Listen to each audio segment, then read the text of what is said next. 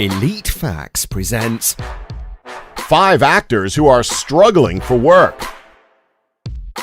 It's always sad to see prominent actors and actresses out of work. One mistake can essentially determine the rest of their career. Sometimes it's just a case of whether or not the actor is even relevant anymore.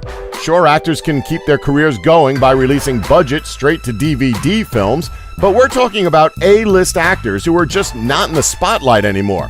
Just keep in mind, however, that when we're saying nobody wants to work with these actors, it doesn't mean that that won't change in the future. Just look at Michael Keaton. He was pretty much out of the spotlight for around 10 years before once again getting more prominent roles like his Academy Award-nominated performance in the hit film Birdman.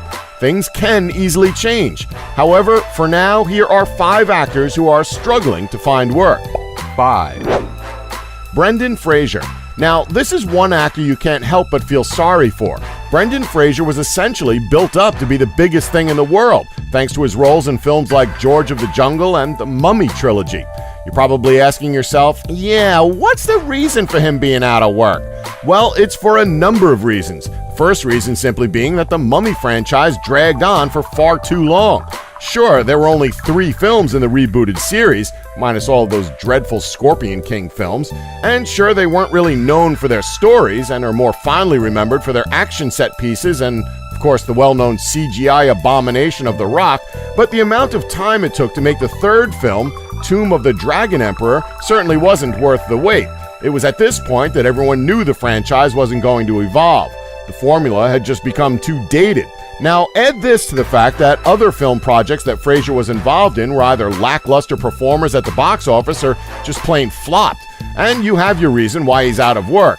It's a shame, really, because he's a legitimately good actor. Hopefully, his career can see some sort of a resurgence in the near future. 4. Adrian Brody.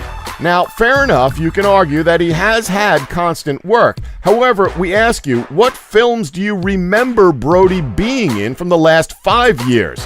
While he did have a role in the award-nominated Grand Budapest Hotel, he's mainly been cast in budget films. You know, those cheap films you see on the rack at your local supermarket. Aside from the Grand Budapest Hotel, which was released in 2014, the last major film he's been in was Midnight in Paris way back in 2011. And even then, he was sandwiched between higher-ranking actors like Woody Allen, Owen Wilson, and Rachel McAdams. So if we go further back, the last film he had a major role in, that would be Predators back in 2010. The film itself wasn't bad. In fact, we would go so far as to say it's a fairly competent sequel to the original 2 films. However, Brody's acting in the film was pretty forgettable. Not terrible, but when you have Lawrence Fishburne's character, a member of the Yakuza, and Danny Trejo just, well, being Danny Trejo, odds are you're gonna forget about Brody altogether. 3. Charlie Sheen. Oh boy, where do we even start with this guy? It's safe to say that most people love Charlie Sheen for his role in 2.5 Men. Other people simply love him for his infamous meltdown back in 2011.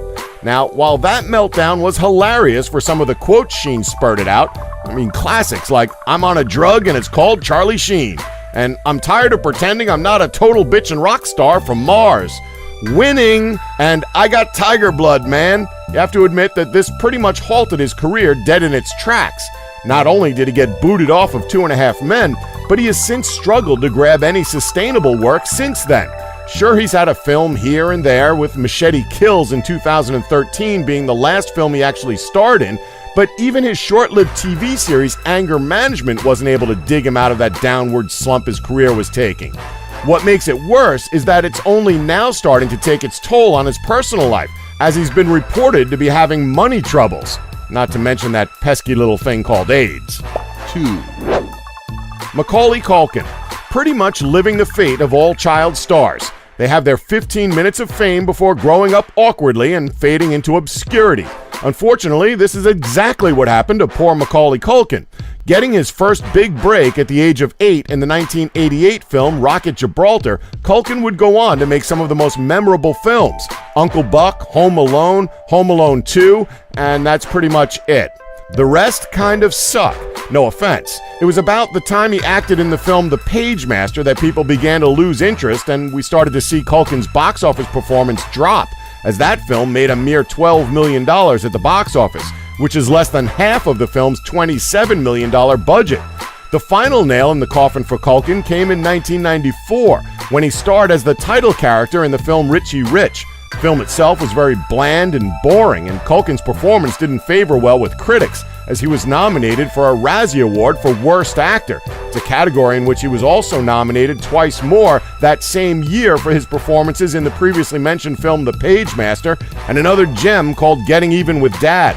Culkin's career hasn't really recovered since, and he has instead shifted his focus from the film industry to the music industry. Maybe Corey Feldman can give him some pointers on that transition. 1. Nicolas Cage. For the record, right now, we love Nicolas Cage. The guy is just insane. Even in roles he's supposed to take seriously, he ends up chewing the scenery by putting on some of the craziest performances you could imagine. Just look at Ghost Rider. Terrible film, but the best part of that film is just watching Nicolas Cage be Nicolas Cage. Or how about the Wicker Man remake?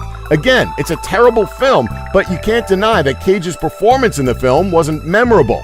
But in all seriousness, you could say that it's because of these crazy performances that he's not seen any sustainable work since Ghost Rider: Spirit of Vengeance.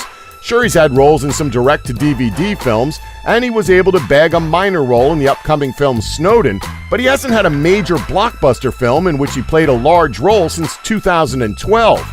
And again, it's a shame because Cage can act when he wants to. Look at his performance in Kick-Ass. Sure, the film is a comedic superhero film, but Cage played the role of Big Daddy really well. He may have gone into full Cage mode when it came to the scene where he was set on fire, but it worked. It's such a shame that Cage has been relegated to only performing in straight-to-DVD releases, but hopefully he can make a return to the big screen in a major role, whether it requires him to go full-blown Cage crazy or not.